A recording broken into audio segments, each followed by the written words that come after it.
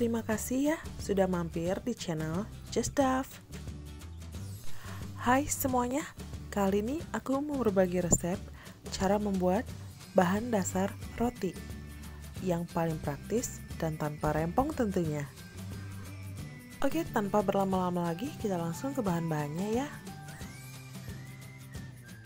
Nah, untuk tepung terigu di sini aku pakai 300 gram, tapi aku bagi dua, 200 gramnya tepung protein tinggi dan 100 gramnya tepung protein sedang, supaya nanti teksturnya tidak terlalu alot ya. Kemudian di sini aku pakai gula pasir sebanyak 40 gram, telur 1 butir, air dingin sebanyak 170 ml, ini menyesuaikan kelembapan tepung masing-masing, dan ragi sebanyak 5 gram.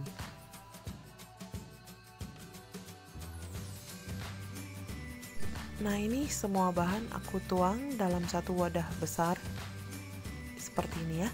Aku masukkan secara bertahap terigu, kemudian gula, lalu ragi. Terserah bebas ya, kalau untuk ragi ini mau diaktifkan terlebih dahulu atau langsung dengan cara seperti yang saya tunjukkan seperti ini juga nggak masalah. Tapi bedanya kalau saya kenapa masukkan secara langsung ke dalam adonan, karena ini raginya masih baru dibuka gitu ya. Tapi kalau sebelumnya sudah pernah dipakai, alangkah lebih bagusnya dites keaktifannya dengan cara dicampur terlebih dahulu dengan air. Kemudian di sini aku uleni dengan tangan aja ya. Tapi pastikan saat menguleni dengan tangan ini kondisi tangan dalam keadaan bersih. Nah, ini kemudian air aku masukkan juga secara bertahap, jadi nggak sekaligus aku tuangin ya, karena ini tergantung dengan kelembapan tepung. Jadi sekiranya sudah cukup dirasa lembek, nah seperti ini aku nggak masukkan semua ya, ini udah cukup. Kemudian aku tambahkan mentega ataupun margarin bebas dan juga garam. Lalu ini kembali akan aku uleni sampai semuanya tercampur merata. Nah, jadi karena ini kita mau buat roti, jadi ini aku uleni sebentar aja, nggak lama, nggak perlu dibanting, nggak perlu sampai kalis elastis seperti untuk membuat donat ya. Jadi ini cukup sampai semua bahan tercampur merata. Lengket nggak apa-apa seperti ini ya. Cukup diolesi permukaannya dengan mentega supaya tidak lengket di tangan. Ini sudah cukup. Kemudian akan aku istirahatkan kurang lebih sekitar 1 jam atau tergantung ya dengan suhu di tempat masing-masing.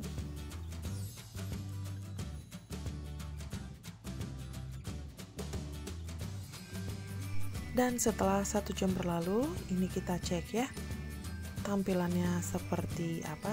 Tada, ini dia. Nah, mengembang ya, 2 kali lipat bentuknya. Kemudian ini akan aku keluarkan gas yang ada di dalamnya dengan cara ditinju seperti ini ya. Nah, lihat dia sudah rileks, adonannya juga sudah lentur dan tidak lengket sama sekali di tangan. Jadi jangan khawatir bila ketika mengadon pertama kalinya ini lengket di tangan, nggak masalah ya. Pada akhirnya dia juga akan lentur seperti ini. Lalu kemudian ini akan aku bagi-bagi. Ini terserah bebas ya, sesuai dengan selera masing-masing, mau besar atau kecil. Nah, di sini aku pakai ukuran masing-masing itu sebesar 45 gram. Nah, kemudian ini akan aku rapihkan bentuknya, aku bulat-bulatkan atau istilah lainnya ini di rounding. Mau di permukaan tangan ataupun mau di alas kerja kita, boleh yang mana yang nyaman bagi kita ya. Lakukan proses rounding untuk ke seluruh dough dan letakkan secara berurutan, karena nanti ini penentu mana yang pertama kita letakkan, itu juga nanti yang pertama akan kita lakukan atau beri isian.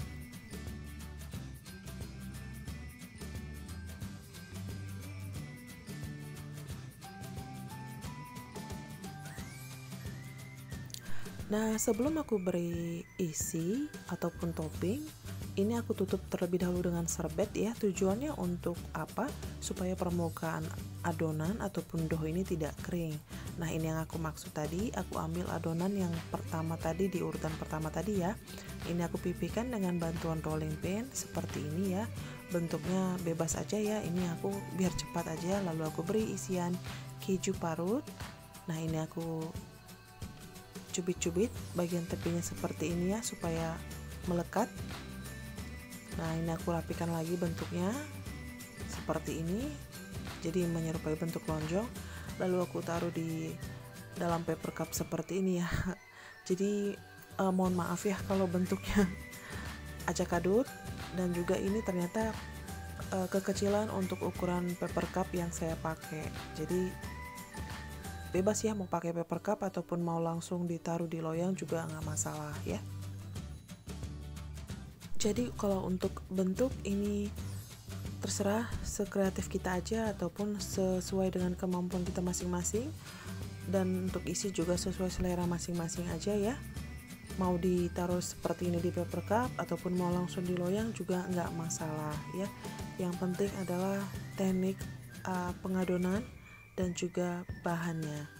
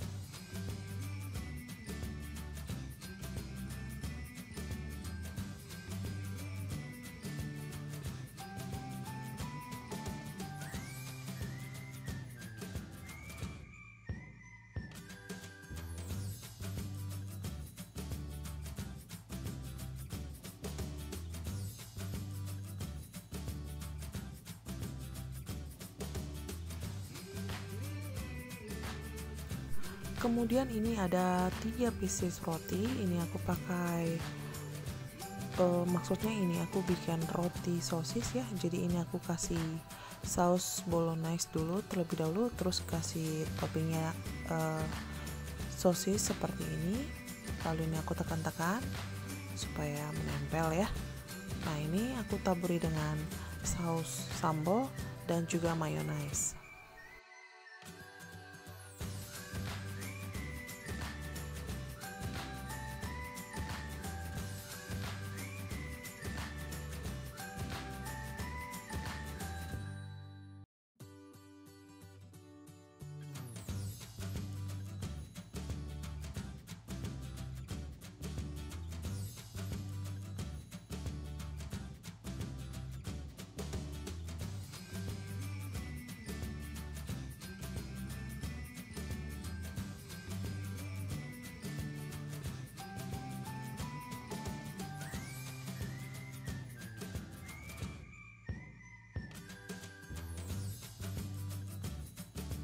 Nah ini dia hasil jadinya seluruhnya.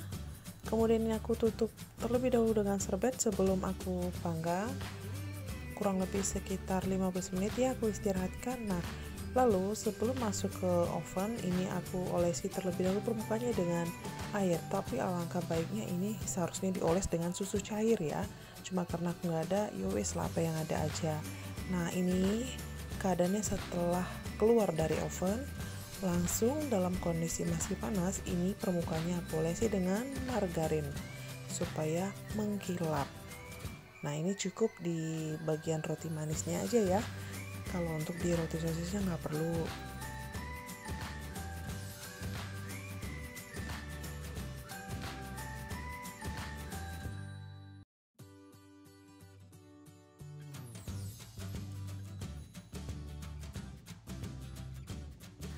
Dan tada, ini siap untuk disajikan.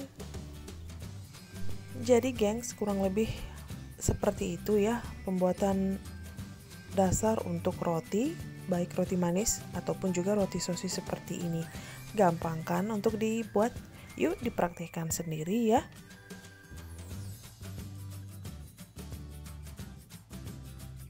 Oke, segitu aja dulu videoku untuk kali ini. Semoga bermanfaat ya. Dan jangan lupa dukung terus channel ini dengan cara subscribe, like, share, dan komen. Thanks for watching. See you on my next video. Bye!